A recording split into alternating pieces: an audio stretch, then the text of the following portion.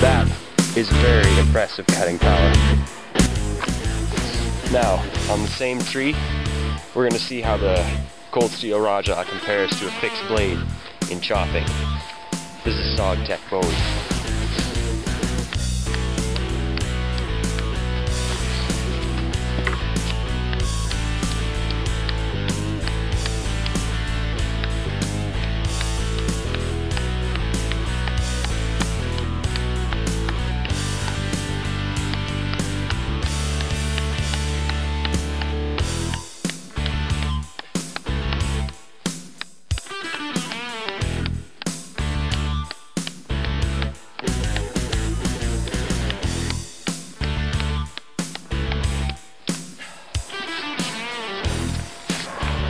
Now, cold steel Rajah.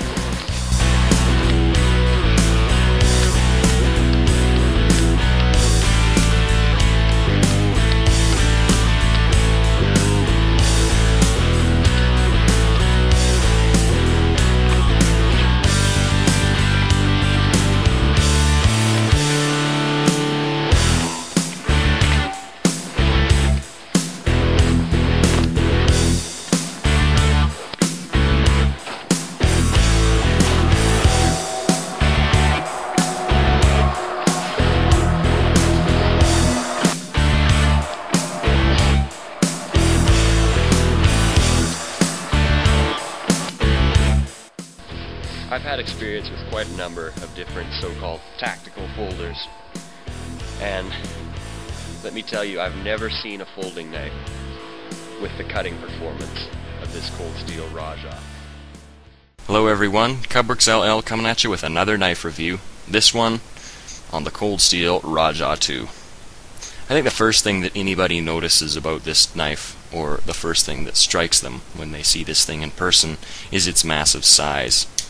And maybe afterwards when you're holding the thing would be its great heft, its weight, and a lot of feel in this knife, and its incredible rigidity for a folding knife. So, while I'm talking about first looks, it makes sense to jump right into the talking points, because this may be a long review, and I'll attempt to put this massive folder in a category, which is not a very easy thing to do because there's so many mixed opinions as to why you would actually own a knife like this. What I see this knife primarily as, at least why I own this knife primarily, is a defensive tool. Maybe secondarily from there, a wood chopper, a survival blade.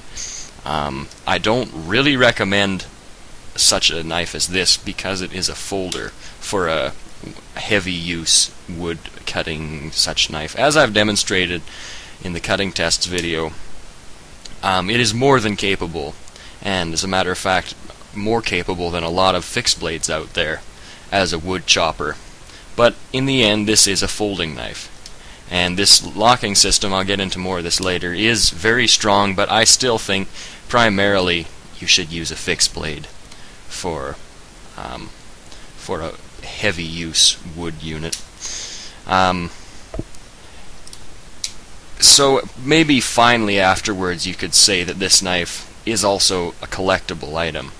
I'm not one of those guys really who collects knives simply to have them, although some of you out there might do that, and this knife is certainly one of them that would be interesting to have in your collection. So large and so out there in a way. So that is my take on the categorization of this knife. Now the price range is very reasonable on this knife, and right around the $80 mark, give or take a few. Between 70 and 100, let me say that, if you get it at a decent deal. Now of course, if you go to Cold Steel's website, their prices are all whacked. $160 is what they got listed, but that's the same with Spyderco and Benchmade. Not so much Benchmade, but SOG and all those, that's just manufacturers. You just gotta go to another site. That's not street price that they have listed. So, very reasonable for the performance you get out of this knife. Now its outside specifications, we've got 14 inches overall on this knife, which is very large by anybody's perspective. the blade itself is a 6-inch blade, which is, by the way, that's why I put it up against the Tech Bowie, just for some perspective. Sure, this knife is heavier and it's a lot longer overall, but the Tech Bowie also has a 6-inch blade. The handle is very large, as you can see, and you've got a lot of different grips that you can accommodate there. I'll get into more of that later.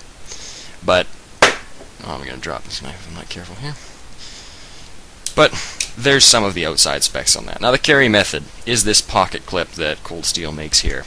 Right off, I've got a slight complaint here, as a lot of other people have said, and as a lot of other people have tried to justify. This pocket clip is mounted quite low on the knife. I would like it way more near the top. Now I know the theory is that your pocket's only so deep, but even on my smaller pocketed pants, I've still got lots of room left. I think we could have moved it up at least half an inch, and it would have made things easier, but this is not a big time knife to conceal unless you have a coat over top of it anyway, so this knife will never jump out of your pocket if you're doing a lot of activity, at least not in my experience. So this isn't really a deal breaker. It performs its role. Now, this pocket clip has this big curvature, and as I'm left-handed, I've got this on this side. It also just comes with another pocket clip for this side, which is curved as well, so it has to have two. And they do, overall, a quite reasonable job on their pocket clips. I don't have any problem with them, really. Mounting, yeah, maybe a little bit higher, but it's not a big worry. Now, I can enter the blade now.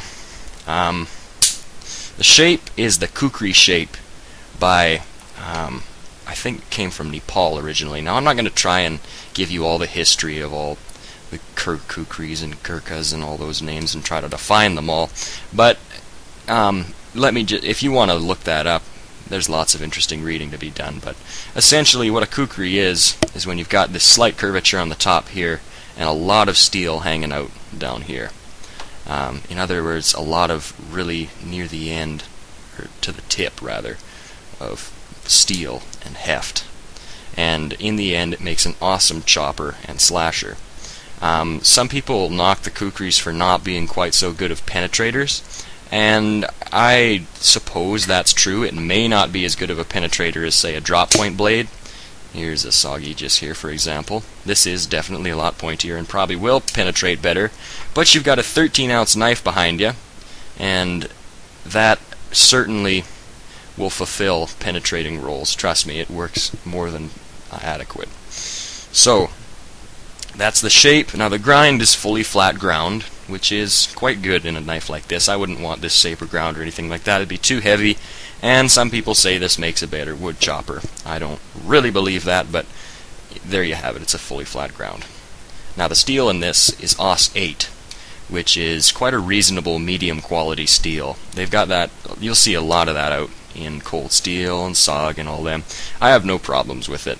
It's not overly rust resistant and won't hold its edge for a very long time, but it's really easy to push a good edge on. And while I'm on the edge, how sharp is this knife? Well, it's almost pointless to talk about it.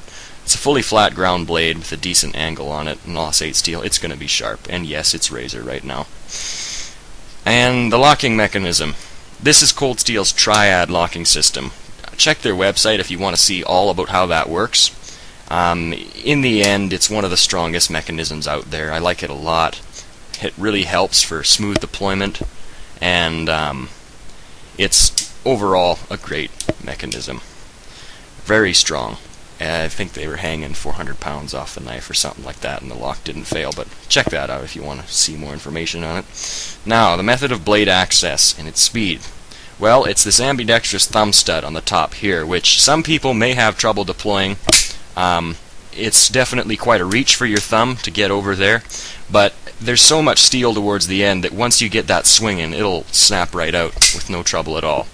Another way, I suppose, you can actually depress the triad locking mechanism and flip the knife, like so, and I don't have enough room to demonstrate that really well, but the ambidextrous thumb stud works better. Now also, there's this catch on the thumb stud here, which is sort of Cold Steel's way of getting around the Emerson patent, if you ask me, and it worked quite well. I like it a lot. It opens smooth as silk, and is very easy to perfect. This will snag on your pocket on the way out, and snap the blade out. I'm not going to demonstrate that because there's countless videos up showing that already. So for speed, this knife is as fast as anything out there. I think I can say that because there's just one motion, draw, and let it flip open. So the handle now, material and construction.